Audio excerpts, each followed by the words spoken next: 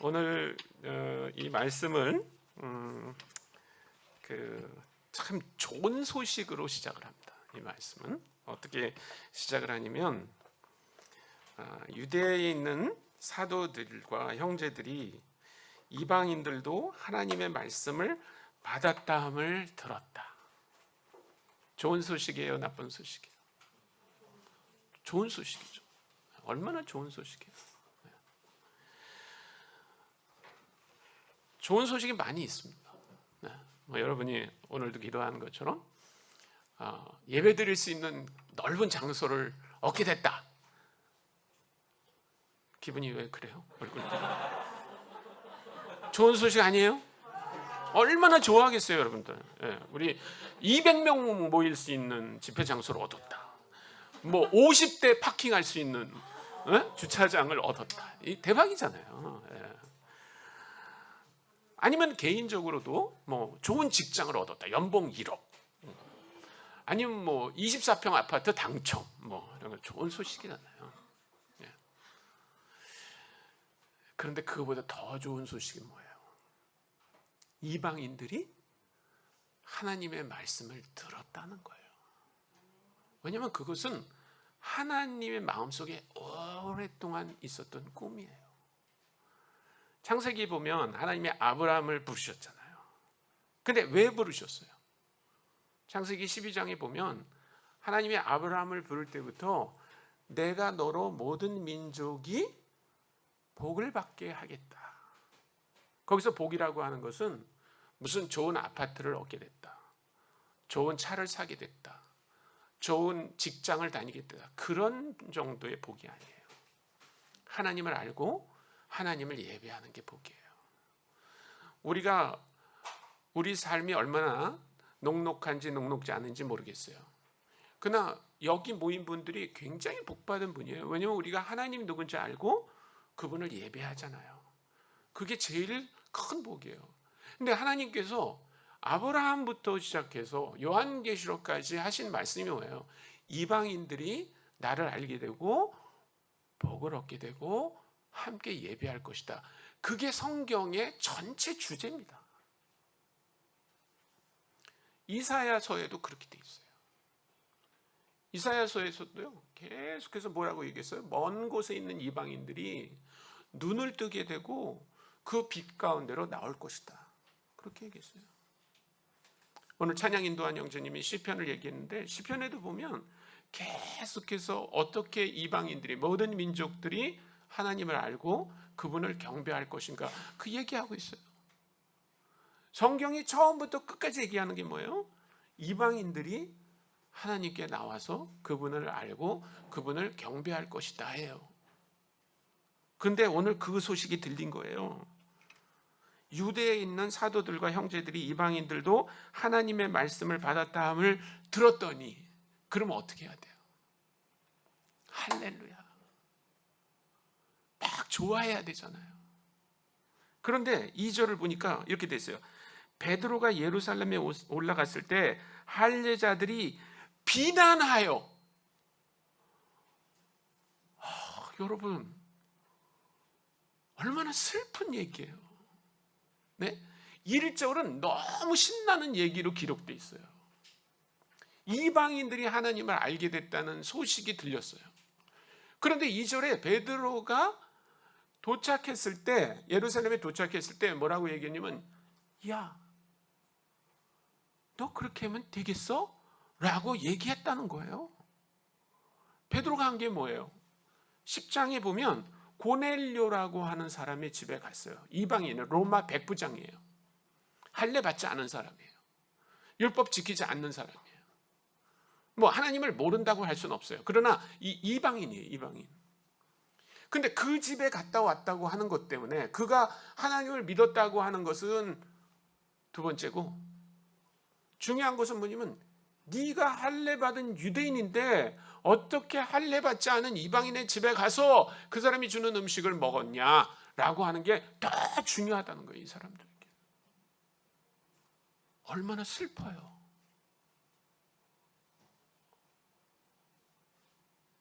여러분 이거 슬픈 얘기예요. 1절은 너무나 기쁜 얘기예요. 근데 2절은요 너무나 슬픈 얘기예요.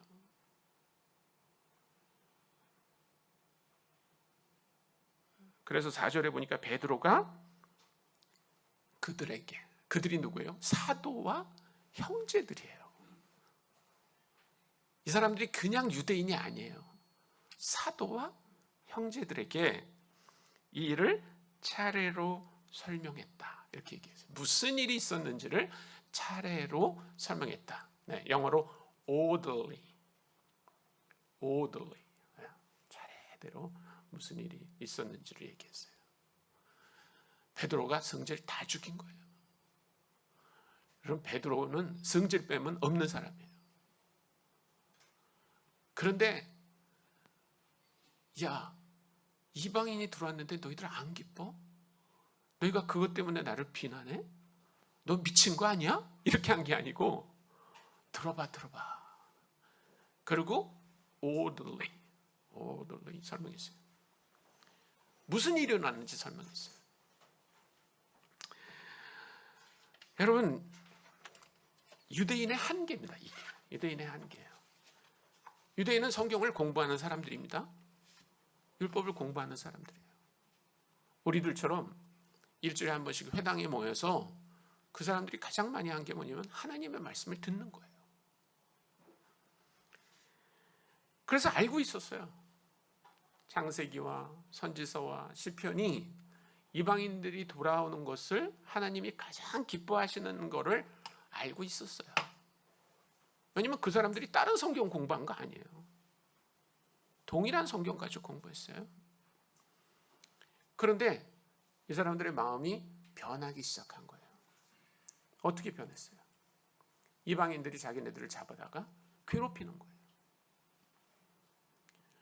여러분, 가장 괴롭힘을 당한 데가 어디예요? 느부갓네살 왕이 유대를 다 멸망시키고 사람들을 잡아다 바벨론에 데려간 사건이에요.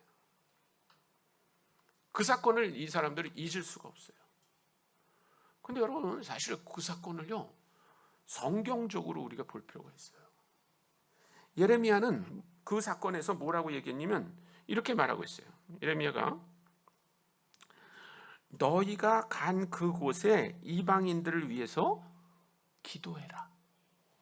하나님이 그 이방인들을 복주도록 기도해라. 그게 아브라함을 하나님이 부르셨던 거하고 동일한 목적이잖아요.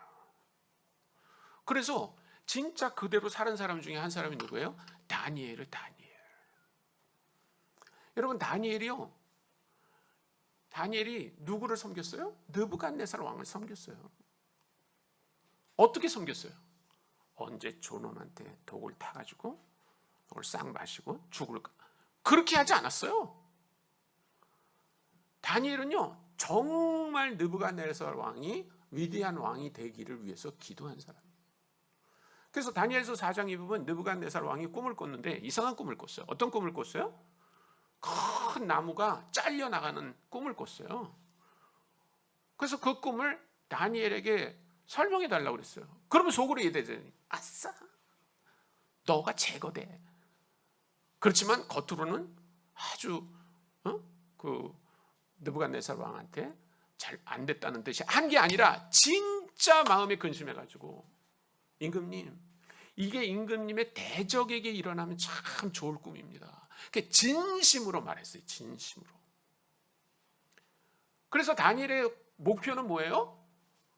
느부갓네살 왕을 거꾸로 틀이고 다시 이스라엘이 회복되는 게 그의 꿈이 아니라 느부갓네살 왕이 하나님을 아는 참된 왕이 되는 게 다니엘의 꿈이었어요. 그게 성경이 말하는 목표예요. 그런데 고레스 왕이 되면서 이스라엘을 돌아가라고 그랬어요. 그래서 돌아왔습니다. 그런데 그 다음에 이제 헬라 제국이 오고, 그리고 헬라 제국이 아주 그 유대인들을 못 살게 굴었어요. 예수님이 오기 174년에 그 안티오코스 에피파네스라고 하는 아주 못된 왕이 있었습니다. 다니엘서에서도 예언된 그 왕은 심지어는 성전에 들어가서 성전을 다 회파하고 거기다 제우스 신을 섬기는 그런 그 신상을 만들고 돼지로 제사를 지내고, 그러니까 유대인들이 아주 싫어하는 것만 하죠. 예. 그리고 유대 언어를 못 쓰게 하고 다 헬라어를 쓰게 하고, 심지어는 유대인 자녀들이 자기 자녀들에게 할례를 주면 다 죽여버렸어요. 그러니까 유대인들의 마음이 어떻게 돼요? 점점 이방인을 사랑하는 게 아니라 어떻게 하면 저 이방인의 압제로부터 해방될까? 그게 그 사람들의 꿈이에요. 이해 못하는 건 아니죠. 우리도 일본의 압제를 받을 때 어땠어요? 기독교인들의 꿈 중에 하나가 뭐냐면 어떻게 하면 우리가 일본을 벗어날까?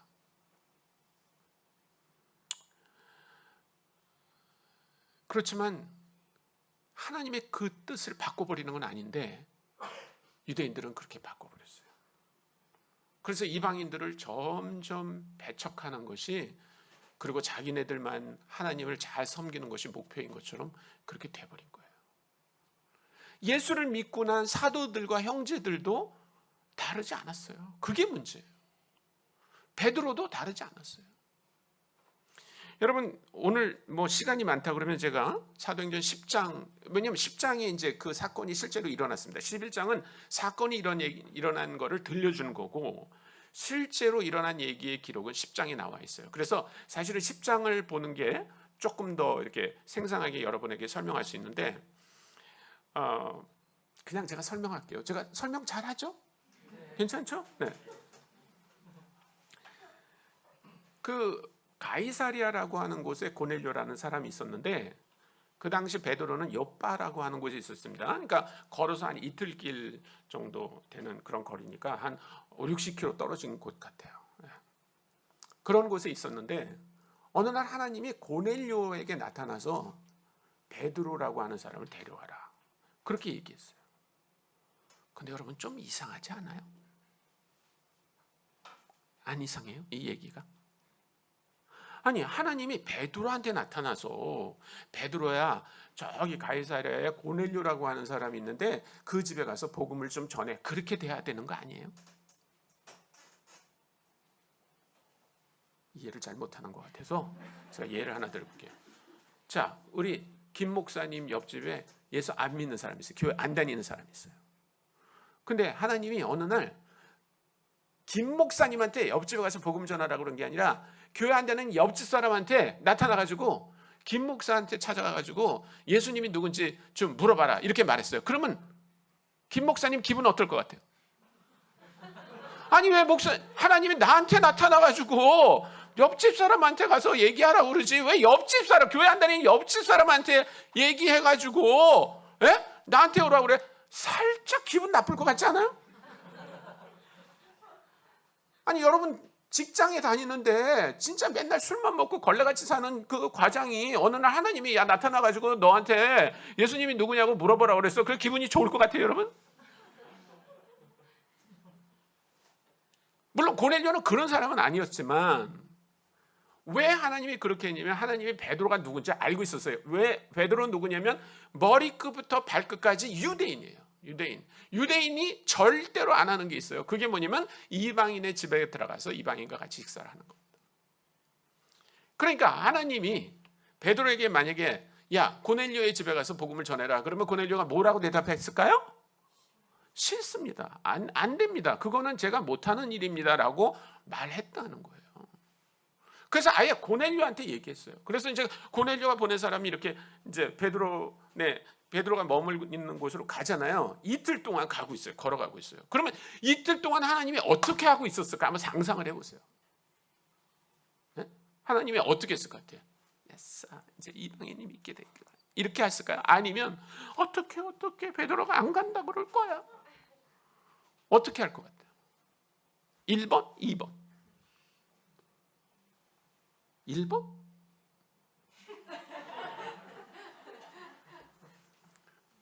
저는 분명히 2번이었을 것 같아요. 그래서 하나님도 작전을 쓰신 거예요. 그래가지고 베드로가 전혀 먹지 않았던 동물을 보여주면서 잡아먹어라, 이렇게 한 거예요. 그러면 아니, 하나님이 이렇게 보여주기만 하고 이렇게 한 게 아니라니까요. 보여주고 목소리로 잡아먹어라 이렇게 얘기했어요. 근데 베드로가 어떻게 했어요? 싫습니다.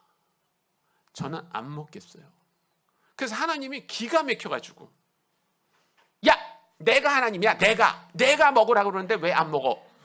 그래도 싫습니다. 대단한 사람이죠. 저는요 하나님이 얘기하면 할 것 같아요. 근데 그것도 한 번 끝난 게 아니라 몇 번? 세 번. 네. 그래서 베드로가 깨달은 거예요.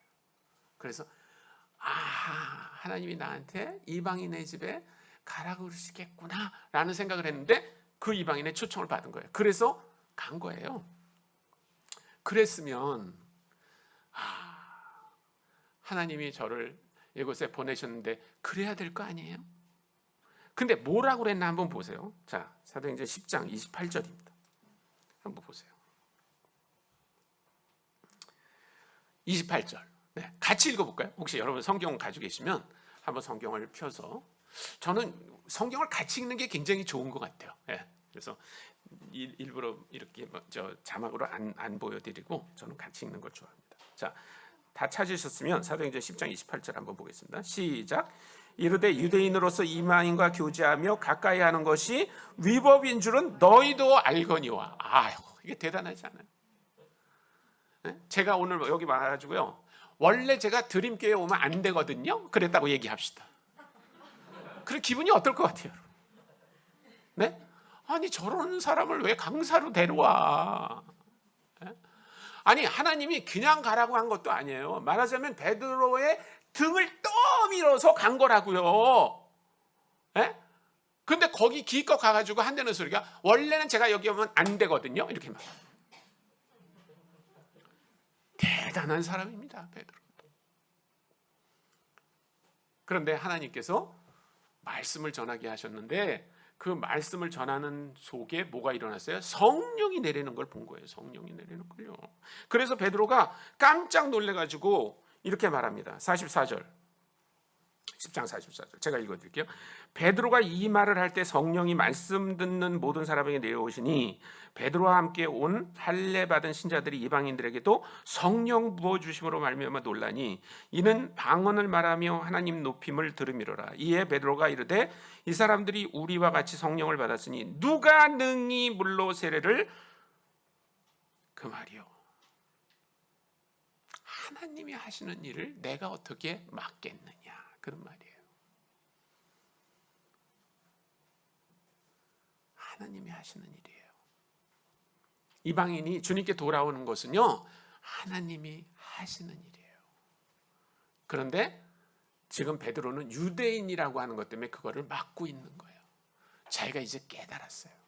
그래서 이 이야기를 우리는 뭐라고 얘기하냐면, 이거는 고넬료의 회심 사건이 아니라 베드로의 회심 사건이라고 말합니다. 베드로가 회심한 거예요. 베드로가. 내가 그동안에 하나님의 일을 막고 있었구나. 하나님이 뭐예요? 유대인이 아닌 이방인들이 하나님께 돌아오는 거예요. 근데 이 사람들이 그거를 꼭 막았다고만 할 수는 없어요. 좀 다른 방법으로 했어요. 그 다른 방법이 뭐냐면 그 사람들도 우리처럼 돼야 돼라는 거예요. 그 사람들이 할례 받으면 돼. 그 사람들이 우리처럼 우리가 안 먹는 고기를 안 먹으면 돼. 그러면 괜찮아. 그러나 그 사람들 식으로 믿는 건 아니야 라고 막고 있었어요. 근데 고넬료의 사건을 통해서 베드로가 깨달은 건 뭐예요? 이방인들이 하나님께 돌아오는 것, 그 사람들대로 믿는 것이 하나님의 뜻이구나 하는 것을 깨달았다는 거예요. 근데 문제는 뭐예요? 베드로는 혼자 변했는데 교회는 안 변했어요. 이게 문제예요. 교회는 얼마나 보수적인 단체인지 몰라요. 우리는 한번 뭔가 이렇게 우리 생각을 갖고 있잖아요. 그러면 안 변해요. 여기 사도와 형제들도 동일했어요. 이 사람들은 뭐 잘못된 사람들 아니에요. 하나님을 잘 믿자고 하는 사람들이에요. 그래서 다른 사람들도 언제나 우리처럼 믿어야 된다라고 딱 생각해요. 자, 이제 베드로가 돌아왔습니다. 그러자 형제들이 힐난한 거예요. 비난한 거예요. 네가 어떻게 유대인으로서, 이 사람들 눈에는 하나님을 믿는 사람이냐보다 더 중요한 게 있어요. 그건 뭐냐면 유대인이라는 거예요. 자기들의 전통과 자기네들의 방식이 더 중요한 거예요. 그러자 베드로는 어떤 일이 일어났는지 차례로 orderly, he explained orderly, 그렇게 얘기했어요. 그 말을 다 듣자 이제 그 제자들이 인정했습니다. 그러면 하나님이 하신 거네요. 하나님이 하신 거네요. 그들도 고백한 거예요. 아, 우리가 하나님의 일을 막을 수 없습니다 라고 한 거예요. 여러분, 그래서 교회는 변했습니다. 어떻게 변했냐면, 자, 이제 한번 볼까요? 어떻게 변했는지 좀 보겠습니다. 작년에 제가 왔을 때 어떤 설교를 했냐면, 사도행전 기억 안 나시죠? 아, 괜찮아요. 네.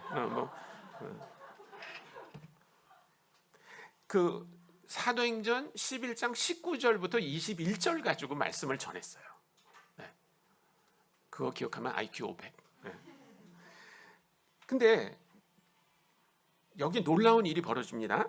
그때 스데반의 일로 일어난 환난으로 말미암아 흩어진 자들이 베니게와 구브로와 안디옥까지 이르러 유대인에게만 말씀을 전하는데, 그 중에 구브로와 구레네 몇 사람이 안디옥에 이르러 헬라인에게도 말하여 주 예수를 전하니 주의 손이 그들과 함께 하시며 수많은 사람들이 믿고 주께 돌아오더라. 이제 안디옥 교회가 생겼는데, 이 교회는 누구? 헬라인들, 할례 받지 않고 율법 지키지 않는 사람들이 들어온 거예요. 그러자 22절 보세요.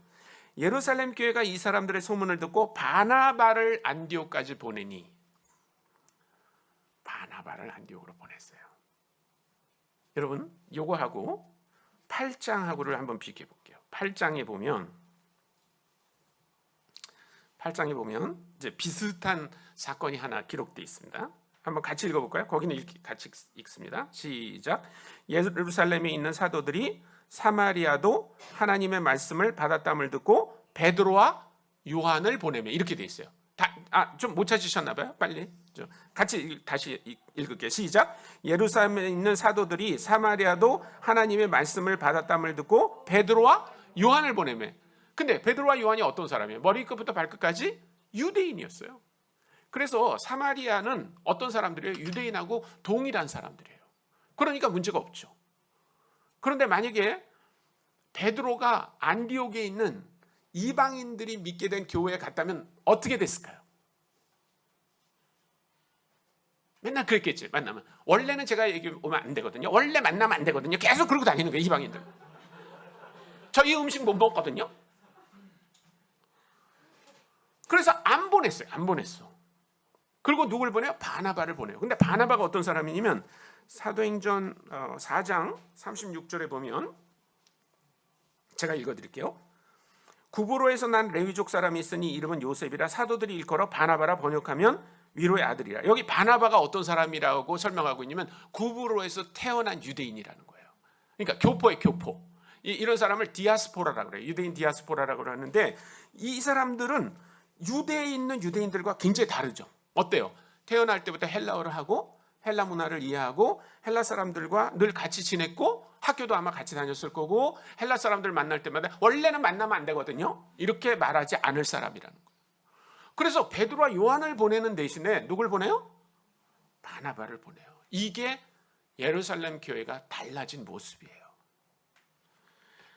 아까도 얘기했지만 여러분, 베드로 한 사람이 그렇게 회심하는 것도 보통 일이 아니에요.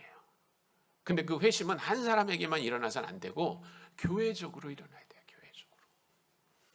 그것이 하나님이 사도행전 11장 1절부터 18절까지 우리에게 주시는 메시지예요. 그리고 예루살렘 교회는 달라졌어요. 오늘날 하나님은 고넬료를 수도 없이 보내주세요. 여러분 주변에 실제로 고넬료들 많이 있습니다. 이제 제가 알고 있는 형제가 하나 있어요. 양동철 형제인데, 형제는 서울대 경영학과를 나왔어요. 근데 이 형제가 지금 그 수출입은행에서 무슨 부장인가 뭐 이렇게 그 중견 사원인데, 제가 그 2000년에 이제 2001년인가 아직 족자에 있을 때, 저는 인도네시아 선교사였거든요. 족자에 있을 때 이메일을 하나 보냈어요. 전 모르는 친구인데, 그러면서 저는 서울대학교 경영대학에 다니는데 군대 갔다가 2학년 마치고 군대 갔다가 지금 복학하려고 그런다고, 그러면서 자기가 자기가 다니는 교회, 그 상도동에 있는 상도 제일교회를 다녔어요, 이 형제가. 근데 그 곳에 교회 바로 옆에 모자 공장이 있대요. 근데 그 모자 공장에 인도네시아 근로자들이 있었는데, 이 근로자들이 아마 그 상도 제일교회 로비에 와가지고 이제 공중전화를 걸었나 봐요. 그 당시는 이제 스마트폰이 많지 않을 때니까. 근데 이 형제가 이제 그 사람들을 보고 복음을 전하고 싶었던 거예요. 그래가지고 이제 뭐 영어로 이렇게 커뮤니케이션하는 한계가 있고, 그분들 한국말로 하고, 그러니까 이 형제가 인도네시아 말을 배우기로 한 거예요. 선교사도 아니에요. 네. 그래서 이제 족자에 와서 언어를 배우고 돌아갔는데, 뭐 아주 훌륭한 형제예요. 이 형제가 계속 인도네시아 말을 배워가지고 지금은 그 인도네시아에 관한 책도 쓰고 대단해요. 꼬란도 막 이렇게 공부하고 형제가 그런 형제인데, 형제가 이제 책을 이제 내요. 2달 뒤에 나올 건데, 그 책이 무슨 내용이냐면, 그 공장에서 일하던 자매 중에 한 자매가 바이크라고 하는 자매예요. 인도네시아 섬들이 많잖아요. 그 섬 중에 이제 롬복이라고 하는 섬에서 온 자매인데, 그 자매는 아주 강력한 무슬림이었어요. 그런데 결국 이 자매가 예수님을 알게 돼요. 그 얘기를 이제 그 자매가 보낸 편지하고 이 형제가 써서 이제 책을 하나 내게 되는데, 꼭 기회가 되면 여러분들이 읽어보시면 좋겠어요. 근데 너무너무 감동적이. 근데 그 형제가 나한테 뭐라고 얘기하냐면, 나중에 이 자매가 이제 예수를 믿고 나서 자기한테 한 얘기가 있대요. 그게 뭐냐면, 자기가 한번 교회에 오라고 그랬대요. 그랬더니 이 자매가 안 왔대요. 계속 안 왔대요. 근데 나중에 알고 보니까 왔다고 그러더래요. 그래서 언제 왔냐 그러니까, 자기네가 목요일마다 기도하는 모임이 있었는데, 그 자매가 와가지고는 창밖으로만 봤대요, 이렇게. 근데 그 무슬림들하고 기독교인들이 예배드리는 모습이 너무 다르거든요. 그러니까 이 자매는 들어오질 못하는 거예요. 들어오고 싶어도. 그래서 그냥 밖에서만 있다가 몇 번 왔었다고 그렇게 얘기를 하더라고요. 여러분, 하나님의 고넬료를 그렇게 보내주시는 거예요. 우리 가까이. 무슨 외국 사람만 아니에요. 사실 우리 주변에 불신자들 중에 그리스도를 찾고 있는 사람들 굉장히 많아요. 저도 그런 사람 중에 하나였어요. 저는 고3 때까지 불신자였어요. 우리 그 불교 집안에서 태어나가지고 하나님을 알지 못했어요. 근데 친구가 저를 조이선교회에 데려가서 거기서 예수님을 믿게 된 거예요. 우리 주변에 하나님이 허락한 고넬료 많이 있어요. 근데 여기 나오는 그 예루살렘에 있는 사도와 형제들처럼 우리 눈이 뜨이지 않으면 보이지 않아요.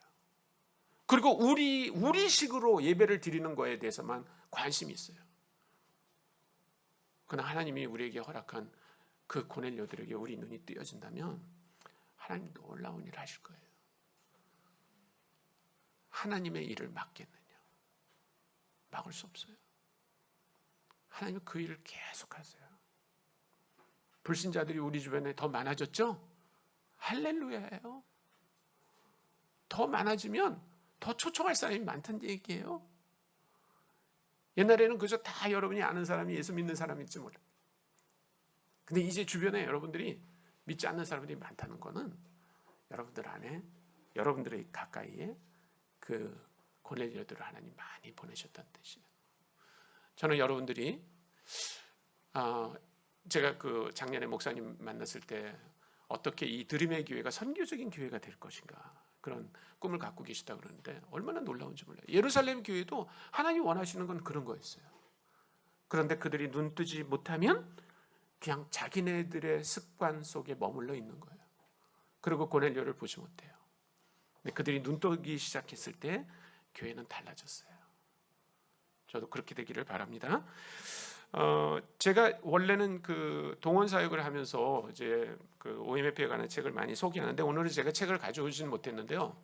제가 하는 일 중에 하나는 그런 책들을 2달에 한 권씩 계속 이렇게 보급하는 일이에요. 굉장히 좋은 책인데 그 중에 한 권이 2달 뒤에 나올 그 아까 양동철 형제가 쓴 바이크라고 하는 자매에 관한 책인데요. 여러분들이 나중에 아마 인터넷으로도 구해 보실 수 있는데 저희 단체가 OMF가 하는 그 OMF 패밀리 제도라는 게 있습니다. 그래서 여기에 만약에 여러분들이 가입을 해주시면 한 달에 한 구자 이상 후원하실 때 한 구자가 5,000원밖에 안 납니다. 근데 그렇게 하시면 여러분들에게 2달에 한 권씩 OMF 책을 계속 보내드리거든요. 그래서 혹시 원하는 분들이 있으면 저 뒤에 신청서가 있어요. 그래서 이거를 적어주시면 그 양동철 형제의 책부터 시작해서 2달에 한 권씩 계속 좋은 책을 보내드리는데 최근에도 저희가 그 데이비드 쉔크라고 하는 분이 쓴 그 무슬림과 친구되는 12가지 방법이라는 책도 보내드리고 계속 아주 좋은 그런 책들을 여러분에게 보내드리니까 관심 있는 분들은 여러분 뭐 5,000원이 큰 돈 아니잖아요. 요새는 뭐 그거 가지고 식사도 한 끼 못 하는데 그러나 저희들에게는 굉장히 중요한 재원이 되고 또 여러분들은 아주 중요한 그런 선교적인 책들을 보실 수 있는 그런 좋은 기회가 될 겁니다. 함께 기도하겠습니다. 하나님 아버지, 오늘 우리가 주님을 예배하면서 우리의 눈이 뜨이기를 원합니다. 예루살렘 교회에 있는 사도와 형제들이 이방인들이 주님께 돌아왔다는 이야기를 듣고 기뻐하기보다 왜 그 사람들에게 갔느냐고 베드로를 힐난하는 모습을 보면서 주님, 우리의 모습을 보게 하여 주옵소서. 우리가 우리식으로 우리끼리만 모여서 예배드리는 것이 하나님의 뜻이 아니고 창세기로부터 요한계시록까지 주님은 계속 이방인들이 주님께 돌아오는 것을 원하시고 우리를 사용하기를 원하신다는 사실을 알게 하여 주옵소서.